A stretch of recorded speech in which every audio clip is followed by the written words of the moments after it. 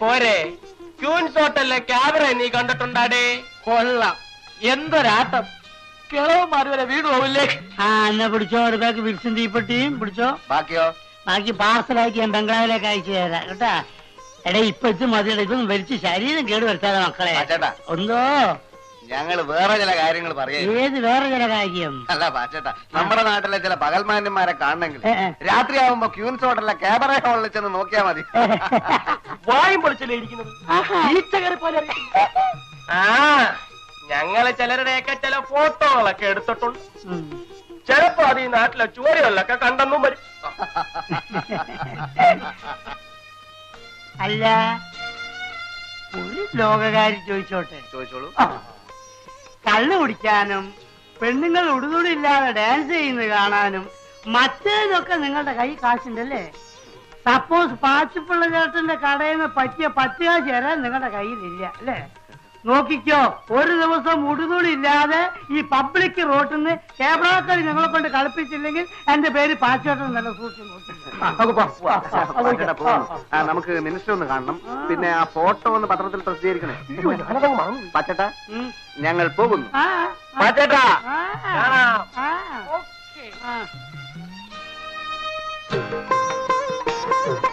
ഇല്ല മേജർ സാറേ, സാറിനെന്താ പിള്ളേരെ കാണുമ്പോ ഒരു ചമ്മല്? അലവലാദികൾ എവരെയൊക്കെ കാണുന്നതേ ഇറണക്കേടാ. യവന്മാരുമായിട്ടൊന്നും സംസർഗം പാടില്ല പച്ചപ്പിള്ളേ. പിന്നെ മാന്യന്മാർക്ക് വേണ്ടി മാത്രം ഒരു കച്ചവടം നടത്താൻ പറ്റുമോ? എന്താണ് മേജർ സാറേ, ഞാൻ ജീവിച്ചു പോയിക്കോട്ടെ. രാവിലെ തന്നെ വന്നിരുന്ന ഓരോരോ ഉപദേശങ്ങള്.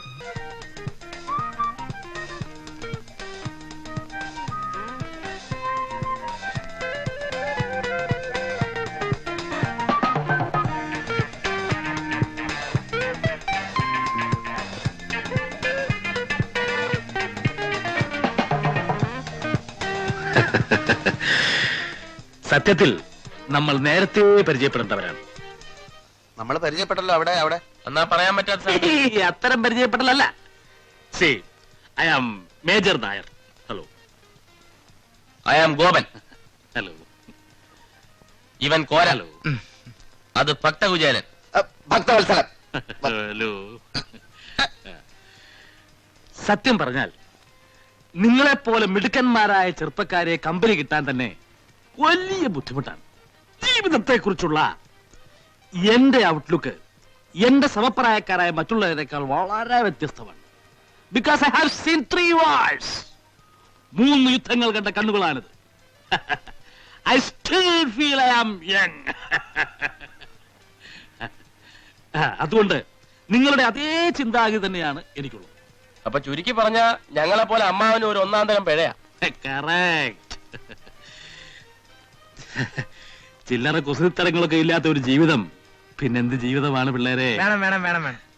അതുകൊണ്ടായിരിക്കും ഇപ്പൊ അമ്മാവ് അതിന്റെ പുറകെ മണം പിടിച്ച് വന്നത്. ഏതാ കക്ഷി? നിങ്ങളുടെ ലിസ്റ്റിൽ പെട്ടത് വലുതുമാണ്. അല്പം ചവിട്ടുന്നുഴക്കുള്ള കൂട്ടത്തില്ല, അതുകൊണ്ടല്ലേ ഞങ്ങൾ സൈലന്റ് ആയിട്ടിരിക്കുന്നു. ഇവിടെയാണ് നിങ്ങളും ഞാനും തമ്മിലുള്ള വ്യത്യാസം. ഇതൊക്കെ ഹാൻഡിൽ ചെയ്യാൻ ഒരു പ്രത്യേക സ്റ്റൈല് വേണം. അതല്ലാതെ ഇങ്ങനെ തേരാപ്പാറ നടക്കുന്നുണ്ട് യാതൊരു ഗുണം ഉണ്ടാകാൻ പോകുന്നില്ല. നോക്കിക്കോളൂ.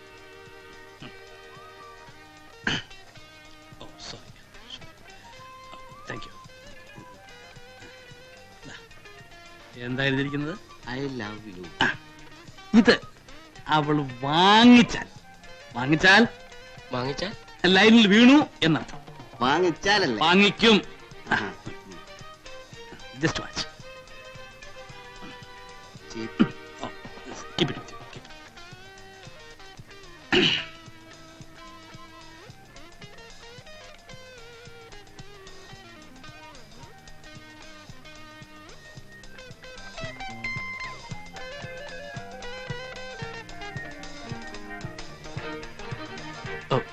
എക്സ്ക്യൂസ് മീ, ഇത് കുട്ടിയുടെ കർച്ചീഫല്ലേ?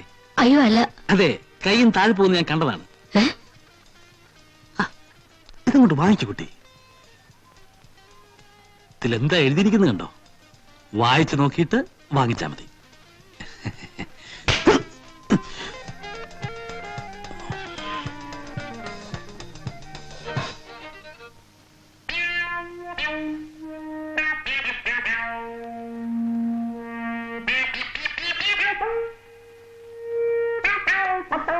അമ്മാവോ ഈ സ്റ്റൈല് നമുക്ക് വേണ്ട, തടി കേടാവും.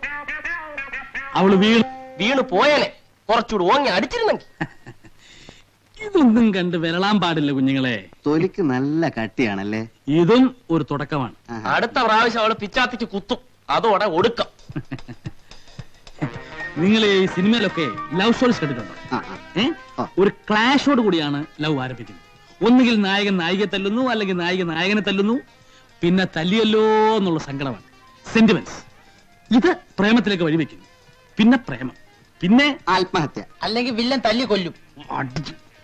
കല്യാണം. ചുമ്മാ കയറി പ്രേമിച്ചാൽ ആദ്യം ഏത് പെണ്ണു ഒന്ന് ഉടക്കും. അത് അവരുടെ സ്വഭാവമാണ്. അത് അമ്മാവൻ പറഞ്ഞ ശരിയാ. വർഷം കുറയായി പലതിന്റെയും പുറകെ നടക്കും. ഇതുവരെയായിട്ട് ഒറ്റ എണ്ണം പോലും തിരിഞ്ഞു നോക്കിയിട്ടില്ല. അതിന്റെ രഹസ്യം എന്താ? തല്ലു കൊണ്ടിട്ടുണ്ടോ? ഇഷ്ടം പോലെ. പെണ്ണുങ്ങളുടെ തല്ലു കൊണ്ടിട്ടുണ്ടോ? അതിനുള്ള ഭാഗ്യം പോലും ഉണ്ടായിട്ടില്ല. അതാ, അടിയുടെ ചൂടറിഞ്ഞെങ്കിലേ പ്രേമത്തിനും ചൂടുണ്ടാവും.